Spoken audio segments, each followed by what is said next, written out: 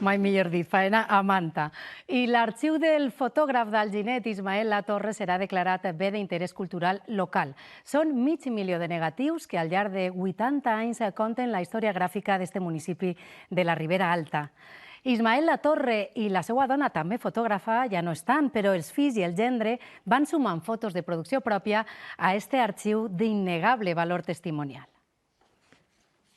Ismael Latorre, veí d'Alginet, comença als 15 anys a inventariar el món que veu a través d'una càmera fotogràfica. El 1935 fa la primera instantània, el 2006 l'última. Enmig corre la vida a la Ribera Alta i la Torre la conta en blanc i negre. Al llarg de mig segle és reporter gràfic de diari i d'agència de notícies. Retrats costumistes als quals se suma la seva dona Laura Canet, fotògrafa d'estudi. Laura i Ismael van faltar els dos. Gerard, Carolina i jo estem vius i encara continuem la tasca i estem fent imatges.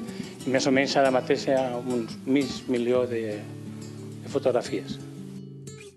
Els fills, també el gendre, van incorporant fotografies pròpies a este arxiu. Hem decidit demanar a la Conselleria de Cultura que fer l'arxiu d'Ismael Latorre Mendoza Vic d'interès cultural, perquè crec que és mereixedor d'això. La història d'aquestes imatges va més enllà de l'interès local. El que fem amb l'arxiu és ajudar, en aquest cas a Vicenç i a la família, a poder alliberar aquestes fotografies en Wikimedia Commons i jo crec que els números parlen per si mateixos.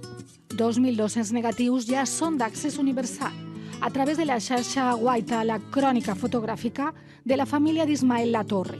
Mirades pròximes i quotidianes que capten la vida en essència.